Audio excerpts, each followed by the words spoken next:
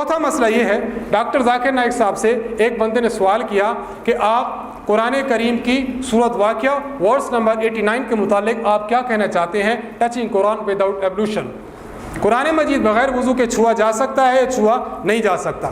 ذاکر نائک صاحب نے جو باتیں عرض کی ہیں میں اختصار کے ساتھ خلاصہ عرض کرتا ہوں، پھر آپ کو دلائل کے ساتھ ان کا احوال آپ کی خدمت میں عرض کرتا ہوں تاکہ ہمیں یہ معلوم ہو کہ ذاکر نائک صاحب کی جو علم ہے، دانش ہے، فہم ہے، وہ کتنی ہے۔ ذاکر نائک صاحب نے کہا کہ سورت واقعہ ورس نمبر 89 میں اللہ فرماتے ہیں لا یمسہ الا المطہرون، قرآن کریم کو پاک لوگ ہی چھو سکتے ہیں۔ ذاکر نائک صاحب کہتے ہیں کہ بعض لوگ یہ سمجھتے ہیں کہ قرآن کریم کے اس آیت سے قرآن کریم بغیر وضو سے چھونے سے منع کیا گیا، لیکن ایسا نہیں۔ کیوں؟ اس لیے کہ اس آیت کا ہم اگر شان نزول دیکھتے ہیں، بیک گراؤنڈ دیکھتے ہیں، when this ayah was revealed to رسول اللہ صلی اللہ علیہ وسلم، حضور کے سامنے کب یہ آیت آئی، تو ہم یہ دیکھتے ہیں کہ جو لوگ مکہ کے لوگ تھے حضور علیہ الصلوۃ والسلام کو یہ کہا کرتے تھے کہ یہ قرآن مجید آپ کی طرف ایک شیطان القاء کرتا ہے، شیطان القاء کرتا ہے، لہذا آپ اس قرآن کریم کو ہمارے سامنے پیسے پیش کرتے ہیں، یہ تو شیطان آپ کو پٹیا پڑھاتا ہے۔ تو قرآن کریم میں آیت آئی لا یمسہ الا المطہرون، اے لوگو تم یہ مت کہو کہ قرآن شیطان کی طرف القاء کرتا ہے۔ کیوں؟ یہ قرآن کریم لوح محفوظ میں موجود ہے، لوح محفوظ کی طرف شیطان نہیں جا سکتا۔ لا یمسہ الا المطہرون، اس کو پاک لوگ چھوتے ہیں، یعنی اس کو چھونے والے وہاں سے نبی علیہ السلام کی طرف لانے والے فرشتے ہیں، لہذا اس آیت کا تعلق فرشتوں کے ساتھ ہے، عام بندے سے ہے ہی نہیں، لہذا بغیر وضو قرآن چھو سکتے ہیں۔ استدلال دیکھیں۔ نمبر 2، دوسری بات وہ کہتے ہیں کہ اگر ہم اس لفظ پر دیکھیں، لفظ مطہرون ہے، اس کا لوگ اس کا جو معنی ذاکر نائک کرتے ہیں وہ آپ کی خدمت میں عرض کر رہا ہوں۔ ذاکر نائک اس کا معنی یہ کرتے ہیں کہ دیکھیں مطہر کا معنی ہے 100% پیوریفائی، جو 100% پاک ہو، purify of mind, purify of thought, purify of body, ذہن بھی پاک ہو، خیالات بھی پاک ہو، پورا جسم بھی پاک ہو، and they can not be but angels, اور وہ فرشتے ہی ہو سکتے ہیں، عام بندہ نہیں ہو سکتا۔ دو باتیں۔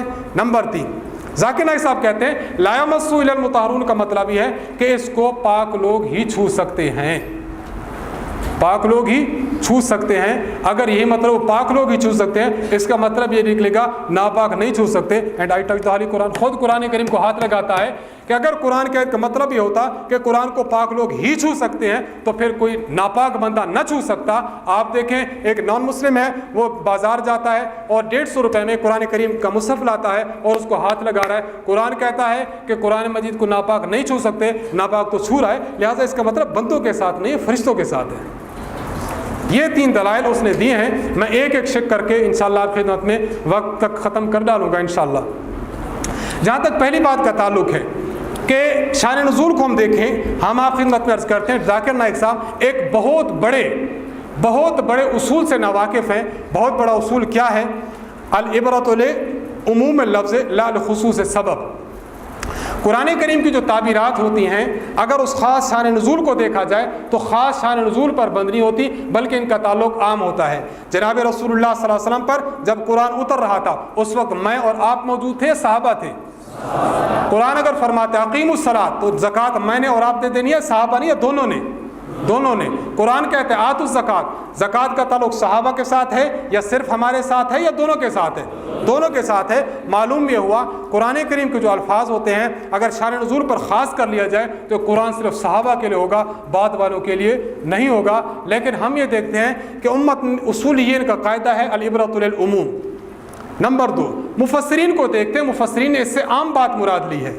حضرت امام محمود آلوسی بغدادی المتوفی 1270 ہجری، آپ فرماتے ہیں وَقَوْنُ الْمُرَادِ بِهِمْ الْمُطَهَّرِينَ مِنَ الْأَحْدَاثِ، اس آیت سے مراد وہ لوگ ہیں جن کو حدث ہوتا ہے پھر حدث سے پاک ہوتے ہیں۔ فرشتوں کو حدث ہوتا ہے؟ فرشتوں کو حدث نہیں ہوتا، چاہے کہ حدث سے پاک ہو۔ نمبر 2، ہم جب دیکھتے ہیں کہ ڈاکٹر ذاکر نائک صاحب نے قرآن کی اس آیت کو خاص کر دیا، اب ہم دیکھتے ہیں صحابہ کرام رضی اللہ عنہم کیا انہوں نے قرآن کریم کی اس آیت کو خاص کیا یا اس کا تعلق عام کر کے لوگوں پر بھی اس کا اطلاق فرمایا ہے؟ ہم یہ دیکھتے ہیں مصنف ابن ابی شیبہ حدیث نمبر 419، حضرت سلمان فارسی رضی اللہ عنہ قضاء حاجت کے لیے گئے، جب آپ واپس تشریف لائے آپ کے اصحاب اور شاگردوں نے آپ خدمت میں عرض کیا حضرت آپ وضو فرما لیں، ہم آپ سے کچھ قرآن کی آیت پوچھنا چاہتے ہیں۔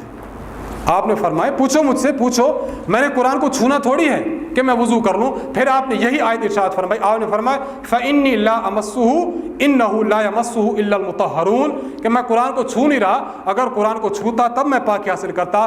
یہ قرآن حضرت سلمان فارسی نے پڑھ کر فرشتوں کے ساتھ خاص کی ہے یا عوام کے ساتھ بھی اس کا تعلق فرمایا ہے؟ اب ایک تفسیر وہ جو ذاکر نائک صاحب پیش کرتے ہیں، ایک تفسیر وہ جو اللہ کے نبی علیہ الصلوۃ والسلام کے شاگرد حضرات صحابہ کرام پیش کرتے ہیں۔ استاد جی نے بڑا اصول اچھا سمجھایا۔ قرآن کریم کی آیت ڈاکٹر ذاکر نائک بھی لے گا، قرآن کریم کی آیت ہم بھی لیں گے، لیکن جب معنی ہوگا ذاکر نائک صاحب اپنا معنی پیش کریں گے، ہم معنی پیش کریں گے اللہ کے پیغمبر کے صحابی سے پیش کریں گے۔ نمبر 2، مستدرک حاکم میں حدیث نمبر 6897 میں حضرت عمر بن خطاب رضی اللہ عنہ کے اسلام لانے کا واقعہ ہے۔ بڑا لمبا واقعہ، اختصار سے میں عرض کروں۔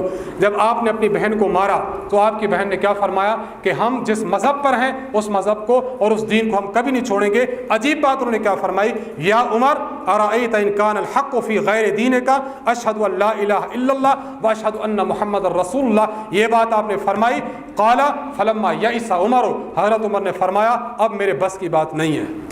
انہوں نے اسلام پر اپنی مضبوطی دکھا دی ہے، عمر کے بس کی بات نہیں، عمر ان کو اسلام سے روک سکے۔ پھر کیا ہوا، قال اعطونی ھذا الکتاب الذی عندکم، اے میری بہن جو قرآن آپ کے سامنے ہے، آپ کے پاس جو کتاب ہے مجھے وہ تو دکھاؤ، میں قرآن دیکھنا چاہتا ہوں۔ فاقرأہ فقالت اختہ، آپ کی بہن نے کیا فرمایا، انک رجس، آپ پاکی کی حالت میں نہیں ہیں، ولا یمسہ الا المطہرون، قرآن کو پاک لوگ چھوتے ہیں۔ اب میں آپ کی خدمت میں عرض کرتا ہوں، قرآن کریم اولین جن صحابہ کے سامنے اترا وہ اس آیت کو عام بندوں پر بھی اطلاق کر رہے ہیں۔ ذاکر نائک صاحب فرماتے ہیں کہ اس کا تعلق صرف خاص فرشتوں کے ساتھ ہوگا۔ میں آپ کی خدمت میں پوچھتا ہوں کہ آپ مجھے فرمائیے کہ ہم تفسیر صحابہ کی لیں یا ڈاکٹر ذاکر نائک کی لیں؟ صحابہ کرام کی تفسیر لیں۔ اس کا مطلب یہ نکلا قرآن کے اس کا آیت کا تعلق نزول بے شک خاص ہوگا، لیکن اس کا تعلق عوام الناس کے ساتھ بھی ہوگا۔ نمبر 2، دوسری صبح اس نے یہ پیش کیا تھا، ڈاکٹر ذاکر نائک نے کہا کہ مطہرون سے مراد وہ لوگ ہیں 100% purify of mind, thoughts, body, and they can not be but angels. ہم کہتے ہیں کہ حضرت قرآن کریم کی آیت کی تشریح قرآن کی آیات سے ہی دیکھی جائے۔ ہم قرآن میں دیکھتے ہیں سورۃ البقرہ ورس نمبر 222، اللہ ارشاد فرماتے ہیں فَإِذَا تَطَهَّرْنَ فَأْتُوهُنَّ مِنْ حَيْثُ أَمَرَكُمُ اللَّهُ، اگر تطہر اور طہارت کا مطلب 100% پیوریفائی ہو تو قرآن کریم کے اس آیت نمبر 222 سے معلوم ہوا اللہ ارشاد فرمانا چاہتے ہیں عورتیں جب ایام سے فارغ ہو جائیں اور فرشتے بن جائیں تب ان کے پاس آیا کرو۔ کیوں؟ ذاکر نائک صاحب نے تطہیر اور طہارت کا معنی کیا فرمایا، فرشتہ ہو جانا۔ ہم دیکھتے ہیں سورۃ المائدہ ورس نمبر 6 میں اللہ ارشاد فرماتے ہیں وَإِن كُنتُمْ جُنُبًا فَطَّهَّرُوا، ڈاکٹر ذاکر نائک صاحب کا معنی اگر لیا جائے اس کا مطلب یہ ہوگا اے امت محمدیہ جب تم جنبی جنابت کی حالت میں ہو جاؤ تو پھر تم فرشتے بن جایا کرو۔ کیا یہی معنی ہوگا؟ ہرگز نہیں۔ سورۃ الاحزاب ورس نمبر 33 اللہ ارشاد فرماتے ہیں انما یرید اللہ لیذھب عنکم الرجس اہل البیت ویطہرکم تطہیرا، اہل بیت کو اللہ تعالیٰ یطہرکم، وہی الفاظ جو وہاں پر تھے لفظ طہارہ والے، وہی الفاظ اللہ نے اہل بیت کے لیے استعمال فرمائے۔ آپ کی خدمت میں سوال کرتا ہوں کیا اس آیت کا مطلب یہ ہے کہ اللہ تعالیٰ نے جب ان کی طہارت فرما دی اب یہ دائرہ انسانیت سے نکل کر فرشتوں کے دائرے میں چلے گئے؟ تو یہ بات کہاں سے آپ نے لے لی کہ طہارت کا مطلب 100% پیوریفائی ہو؟ یہ قرآن و سنت سے یہ بات نہیں ملتی۔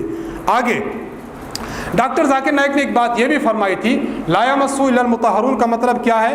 قرآن کریم کو چھو نہیں سکتے۔ ڈاکٹر ذاکر نائک صاحب غالباً یہ سمجھے ہوں گے کہ چھو نہیں سکنے کا مطلب یہ ہے کہ اگر قرآن کی طرف ہاتھ لے جاتے ہیں تو پھر ہاتھ وہیں پہ رک جاتے ہیں، چھو نہیں سکتے۔ حالانکہ اس کا ہرگز مطلب نہیں ہے۔ حکیم الامت حضرت مولانا محمد اشرف تھانوی رحمۃ اللہ علیہ آپ فرماتے ہیں ایک واقعہ، اس واقعے کو سمجھنے بات سمجھنا بہت آسان ہو جائے گی۔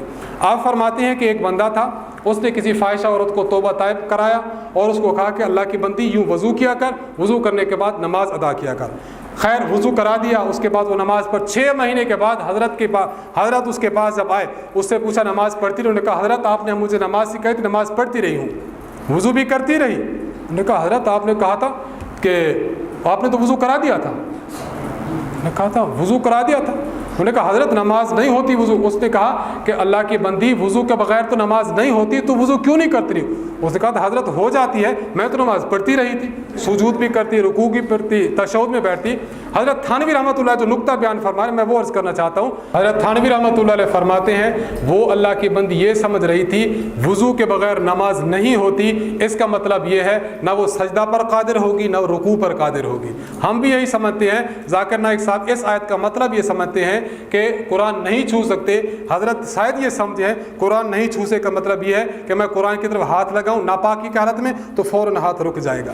حالانکہ ایسا نہیں ہے. جو بندہ بنیادی اصول سے واقف ہو اس کے بعد اچھی طرح معلوم ہے کہ قرآن کریم اور احادیث مبارکہ میں بعض مرتبہ ایسا ہوتا ہے کہ الفاظ ہوتے ہیں نہیں کے لیکن مراد اس سے نفی ہوتی ہے. اس طرح نفی ہوتی ہے, الفاظ ہوتے ہیں نفی کے لیکن مراد ان سے نہی ہوتی ہے.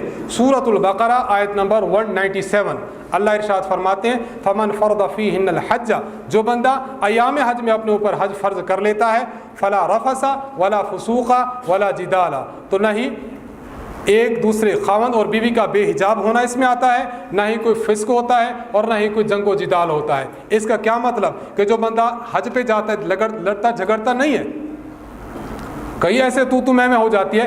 اس آیت کا مطلب کیا ہے؟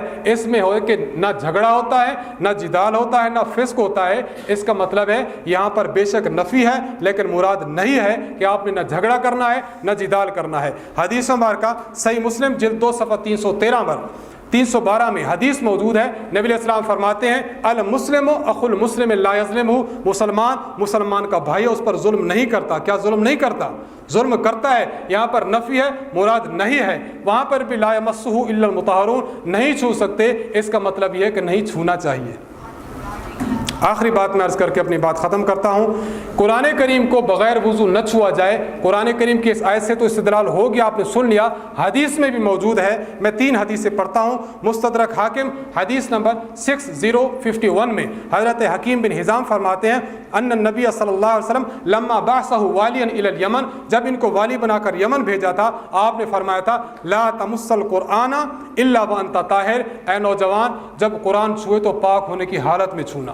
لہذا یہ کہنا کہ قرآن حدیث میں کہیں نہیں آیا, اس روایت کو امام ابو عبداللہ الحاکم نے فرمایا ہے کہ روایت امام بخاری اور مسلم کی شرط کے مطابق ہے. نمبر 2 سنن الکبریٰ بہقی حدیث نمبر 416 میں ارشاد ہے کہ حضرت جناب رسول اللہ صلی اللہ علیہ وسلم نے حضرت عمرو بن حزم کو ایک کتابچہ لکھ کر دیا. اس میں دیت کے احکام تھے, دیگر اس میں زکوٰۃ کے احکام تھے. اس میں ایک حکم یہ بھی تھا لا ولا یمس القرآن الا طاہر, کہ قرآن کریم کو پاک بندہ چھوئے, ناپاک بندہ نہیں چھوئے گا. دلیل نمبر 3 معجم الصغیر طبرانی میں حدیث نمبر 1162 حضرت عبداللہ ابن عمر رضی اللہ عنہ حضور علیہ السلام کا ارشاد نقل فرماتے ہیں لا یمس القرآن الا طاہر, قرآن کریم کو پاک بندہ چھوئے. حضرت عبداللہ ابن عمر رضی اللہ عنہ کا اپنا فعل مصنف ابن ابی شیبہ حدیث نمبر 7506 میں ہے. حضرت عبداللہ ابن عمر کے بارے میں ارشاد ہے انہ کان لا یمس المصحف الا وهو طاہر, حضرت عبداللہ ابن عمر جب قرآن چھوتے تھے پاک ہونے کی حالت میں چھوتے تھے.